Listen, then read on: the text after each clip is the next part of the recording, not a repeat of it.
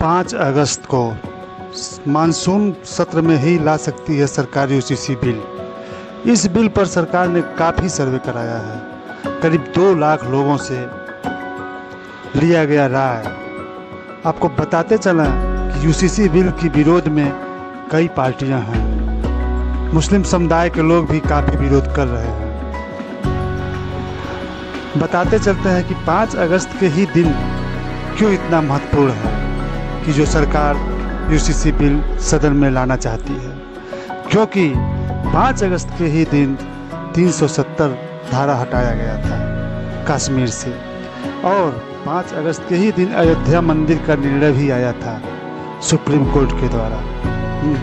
इसीलिए चूँकि UCC bill भी भाजपा के मूल एजेंडे में तीसरे नंबर पे था, और ये तीसरा नंबर का बिल भाजपा के लोग, सरकार के लोग ये चाह रहे हैं कि 5 अगस्त को ही सदन में पेश किया जाए। आइए जानते हैं कि यूसीसी बिल क्या है और लोग इसका विरोध क्यों कर रहे हैं। समान नागरिक संहिता यानी इंग्लिश में यूनिफॉर्म सिविल कोड एक सामाजिक मामलों के संबंधित कानून होता है जो सभी पंथ के लोगों के लिए विवाह, तलाक, विरासत व बच्चा गोद लेने आदि में समान रूप से लागू होता है। दूसरे शब्दों में कहें तो अलग अलग धर्मों, पंथों के लिए अलग अलग सिविल कानून न होना ही समान नागरिक संहिता का मूल भावना है। यह किसी भी पंथ जाति के सभी निजी कानूनों से ऊपर है।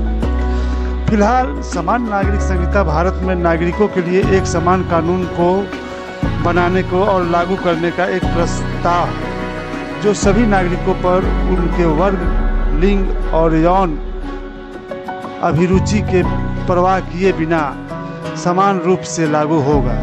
वर्तमान में विभिन्न समुदायों के व्यक्तिगत कानून उनके धार्मिक ग्रंथों द्वारा शासित होते हैं। पूरे देश में समान नागरिक संहिता लागू करना भारत के सत्तारूढ़ भारतीय जनता पार्टी द्वारा किए गए विवादास्पद वादों में से एक है। यह भारतीय राजनीति में धर्मनिरपेक्षता के संबंध में एक महत्वपूर्ण मुद्दा है और शरिया और धार्मिक रीति रिवाजों की रक्षा में भारत के राजनीतिक वामपंथी मुस्लिम समुदायों और अन्य रूढ़िवादी धार्मिक समूहों और संप्रदायों द्वारा विवादित बना हुआ है। अभी व्यक्तिगत कानून सार्वजनिक कानून से अलग अलग है और इसमें विवाह, तलाक, विरासत, गोद लेना और भरण पोषण शामिल है।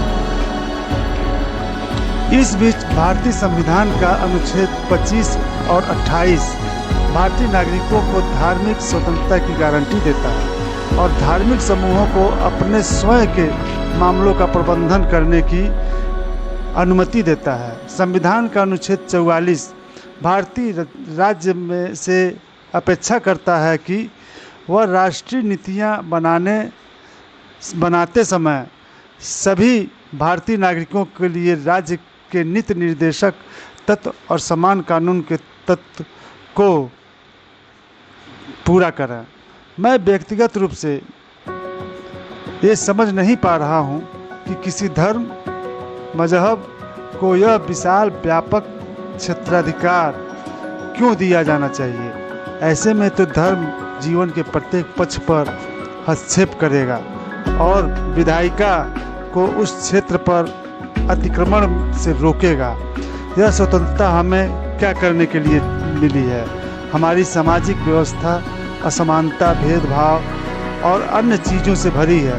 यह स्वतंत्रता हमें इसलिए मिली है कि हम इस सामाजिक व्यवस्था में जहां हमारे मौलिक अधिकारों के साथ विरोध है वहां सुधार कर सकें।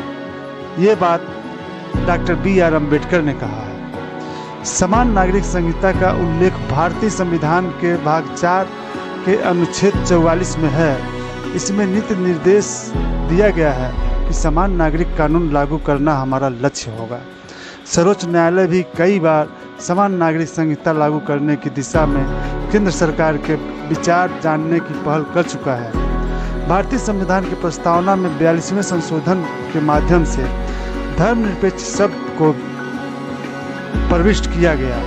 इससे यह स्पष्ट होता है कि भारतीय संविधान का उद्देश्य भारत के समस्त नागरिकों के साथ धर्म आधार पर किसी भी भेदभाव को समाप्त करना है। लेकिन वर्तमान समय तक समान नागरिक संहिता के लागू न हो पाने के कारण भारत में एक बड़ा वर्ग अभी भी धार्मिक कानूनों की वजह से अपने अधिकारों से वंचित है। मूल अधिकारों में विधि के शासन की अवधारणा विद्यमान है, जिसके अनुसार सभी नागरिक हेतु एक समान विधि होनी चाहिए। लेकिन स्वतंत्रता के इतने वर्षों बाद भी जनसंख्या का एक बड़ा वर्ग अपने मूलभूत अधिकारों के लिए संघर्ष कर रहा है। इस प्रकार समान नागरिक संहिता का लागू न होना एक प्रकार से विधि के शासन और संविधान की प्रस्तावना का उल्लंघन है। समसामयिक संस्कृतियों के समान के नाम पर वर्ग की राजनीतिक समानता का हनन करना संविधान के साथ साथ संस्कृति और समाज के साथ भी अन्याय है, क्योंकि प्रत्येक संस्कृति तथा सभ्यता के मूलभूत नियमों के तहत महिलाओं और पुरुषों के समान अधिकार प्राप्त होता है। लेकिन समय के साथ इन नियमों को